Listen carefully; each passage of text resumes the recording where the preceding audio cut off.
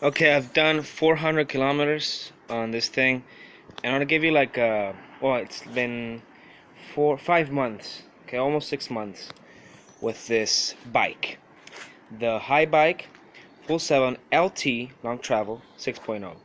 Okay, it's an e-bike. Obviously, you're here for that, and you're interested in buying it or trying it out. Here's the thing: its intended use is for trails.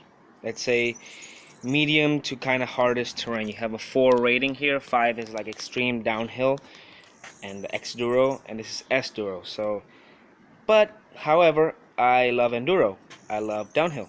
So I've been punishing this bike. Look at this, scratches everywhere, crashes. I even broke the mud guard that I installed, and I just had a huge crash against a tree. Basically, the handlebar and the front wheel locked, and this started moving front to back, but I just untightened the screws here and tightened it up, and it's back to normal. It's working as good as new.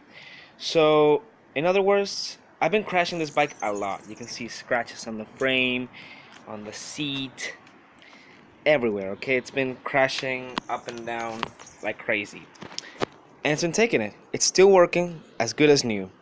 The only issues that I had with it, it's not due to the bike itself, it's due to the components. It's basically the derailleur, because let's face it, derailleurs suck. They're gonna always get stuck on a rock, get bent, but I just bend it back to place, and that's it. Because the bike, the motor works great. It's still working as good as new. However, I do notice that when the battery's low, the output that the engine gives you is also low. But that may be subjective, because you also get tired. So both you and the bike are gonna get progressively tired with time, and that may explain it. I don't have like the watts and scientific stats to prove anything. So I'd say the engine is pretty good. It's 70 newtons of meters of force. It's almost a horsepower, and it's more than enough. I can climb anything with this, up the stairs, down the stairs. And with 150 millimeters of travel up front and on the rear, you think, wow, it's a pretty capable trail bike, or almost enduro. There's some enduro bikes with that much travel, but the geometry says otherwise. It's a 68 head angle, 68 degree head angle, and it's pretty good for most stuff. But when I'm going really steep terrain downhill, it lags. It doesn't feel good.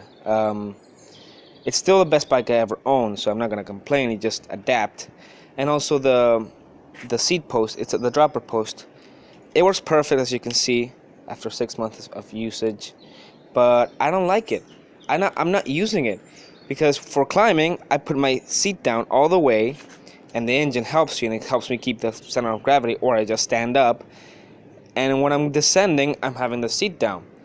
And when I do jumps, it gets in my way, because I have short legs, and I need this, let's say this almost like 8 centimeters, I don't know, of extra space that I could have for my rear. Gearing wise, I wouldn't change it, because this is like for road use. Like, you have really big gears in the front plates, and you go like this is like a 44 tooth by 11. It's basically a road bike when you pedal it, but honestly, being such a heavy bike, you need to go downhill to go fast, because the limit of 25 kilometers an hour. And the small one is perfect for climbing. With it's like 34-38 or 36-38. Yeah, 36-38, I believe, or something like that. Can't remember, but you can see it on the website. It doesn't matter. What matters is in the smallest gear, you can climb anything. Okay, I even use the second smallest gear for most climbing, because it gives you more momentum and it's better.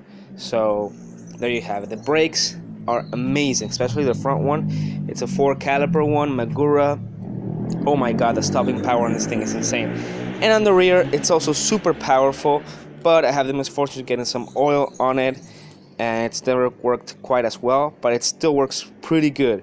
And just to say, it was my fault, not the brake. The brakes, when I got it new, it braked like you just pressed it, or you did like this and a half brake, and if you really want to press it with one finger, it was more than enough stopping power for this 24 kilo bike plus myself on it. going fast, it will stop you. Things I've changed: the tires. As you can see, I put a soft compound that's biting off a little bit, but the rest are fine. For climbing, because the Shelby Speed Grip is not good enough for like really steep, muddy, wet routes, all that stuff. It will not grab. You will lose all your grip and slide down and not do it.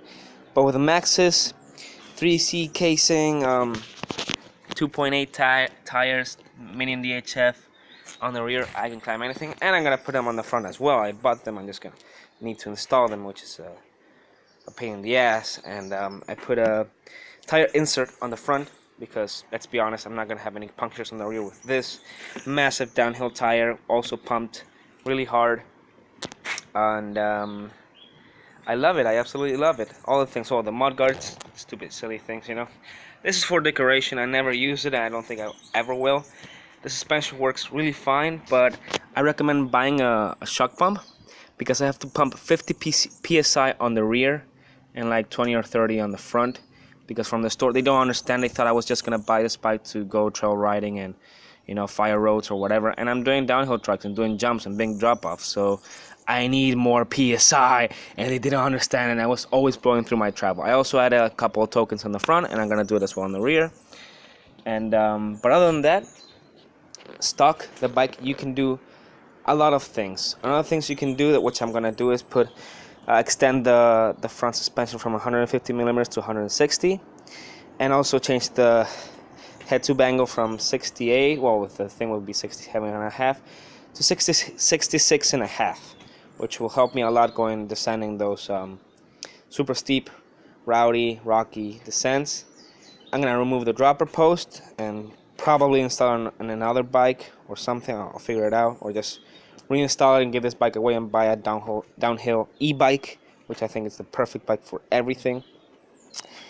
And other than that, this bike is 10 out of 10. The price was really cheap. It was 28.50 euros. Okay, 2,850 euros for this bike. You can get a similar bike without the engine with similar specs for that price. So of course I had a 1,000 euro discount because it was like end of season, they had bought too many, blah blah blah. And I love the color, I loved everything. It's a mid-range, it's perfect for me. But now that my riding has progressed, I want a bigger bike, a downhill bike, a specific bike for the stuff I'm doing. But as you can see, it's so overbuilt with aluminum, or aluminum, however you pronounce it in America or the UK, that the frame will not break. The battery is pretty water resistant. I just hose it down. The engine works perfectly fine. Everybody loves it, everybody that tries it. It has like 4 speeds and everything, and it has really good range. You can ride it for 4 hours. I rode it like for 3.5 hours at maximum, you know, at high levels and on very steep technical terrain. So the range is more than enough. You know, you're gonna get tired before the bike does. I guarantee that 100%, unless you're like a road cyclist. But then again, what are you doing with this? Buy a road bike, you know. With the tires, take a lot of energy as well. If they're tacky and soft grip, it's not built to last 8 hours. It's built to last 4 to 6 hours, depending on the terrain as much. But for, you know, hardcore terrain, and you're gonna get tired before the bike does. I guarantee that.